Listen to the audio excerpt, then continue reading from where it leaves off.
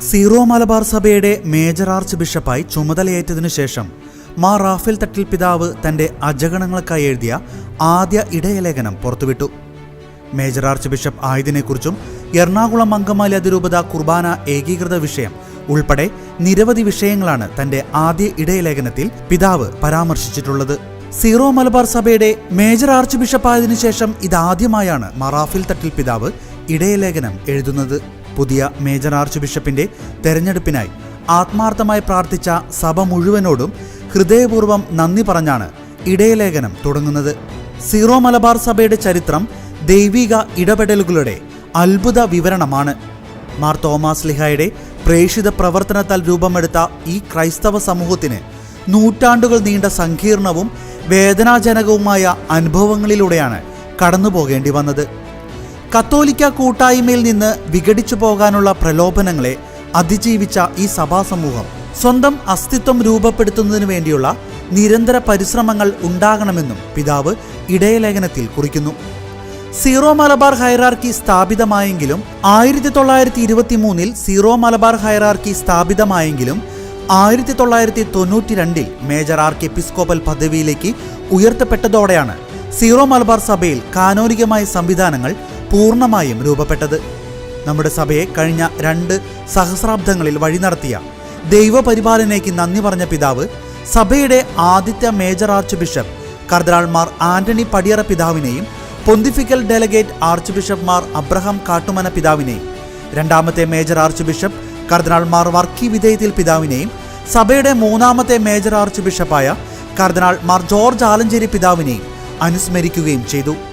സഭയിൽ വിശുദ്ധ കുർബാനയർപ്പണത്തിന്റെ ഏകീകരണവും യാമപ്രാർത്ഥനകളുടെയും നവീകരണവും ഏറ്റെടുത്ത് ലക്ഷ്യത്തിലെത്തിച്ചത് അഭിവന്യ ആലഞ്ചേരി പിതാവിന്റെ നിശ്ചയദാർഢ്യം കൊണ്ടാണെന്നും പിതാവ് കൂട്ടിച്ചേർത്തു. ഫ്രാൻസിസ് മാർപ്പാപ്പ തന്റെ തെരഞ്ഞെടുപ്പിന് സ്ഥിരീകരണം നൽകിക്കൊണ്ടെഴുതിയ കത്തിൽ സമൂഹത്തിലെ പാവങ്ങൾക്ക് തണലാകണമെന്ന പ്രത്യേക നിർദ്ദേശം നൽകിയതായും പാവങ്ങളുടെ സഭ എന്ന ഫ്രാൻസിസ് പാപ്പയുടെ സഭാദർശനത്തിൽ ജീവിക്കാൻ നാം ശ്രദ്ധിക്കണമെന്നും പിതാവ് പറയുന്നു.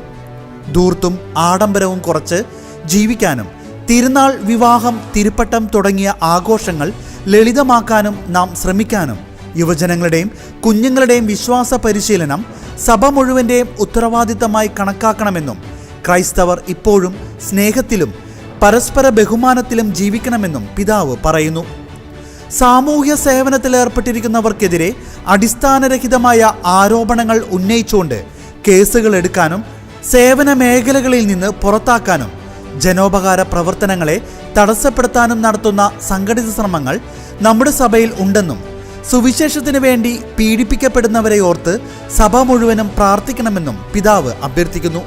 സീറോ മലബാർ രൂപതയിൽ നിന്ന് ഉന്നത വിദ്യാഭ്യാസത്തിനും മികച്ച ജോലി സാധ്യതയ്ക്കും ഉയർന്ന ജീവിത നിലവാരത്തിനും വേണ്ടി നമ്മുടെ യുവജനങ്ങളും കുടുംബങ്ങളും വിദേശ രാജ്യങ്ങളിലേക്ക് പോകുന്ന കാര്യവും 12ാം ക്ലാസ് കഴിഞ്ഞയുടൻ വിദേശത്തേക്ക് പോകാനുള്ള പ്രവണതയും കുടുംബങ്ങൾ വലിയ കടബാധ്യത എടുത്തുവെച്ച് മക്കളെ വിദേശത്തേക്ക് അയക്കുന്ന സാഹചര്യം നിലവിലുണ്ടെന്നും എന്നാൽ ഉന്നത പഠനത്തിനും അതിനനുസൃതമായ ജോലിക്കുമുള്ള സ്വന്തം നാട്ടിലെ സാധ്യതകൾ പ്രയോജനപ്പെടുത്താനും സാധിക്കണമെന്നും പിതാവ് നമ്മെ ഓർമ്മിപ്പിക്കുന്നു.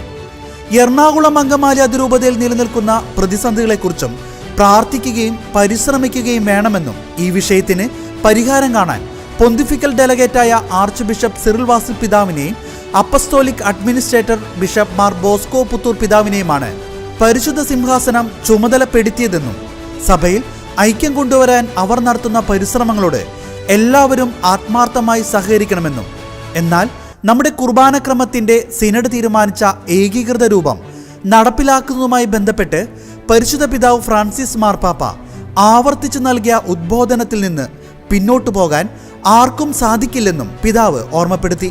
കത്തോലിക്ക കൂട്ടായ്മയിൽ നമ്മൾ നിലനിൽക്കുന്നത് പരിശുദ്ധ പിതാവിനോട് പൂർണ്ണമായ വിധേയത്വം പുലർത്തിക്കൊണ്ടാണെന്ന് പിതാവ് നമ്മെ ഓർമ്മിപ്പിച്ചു.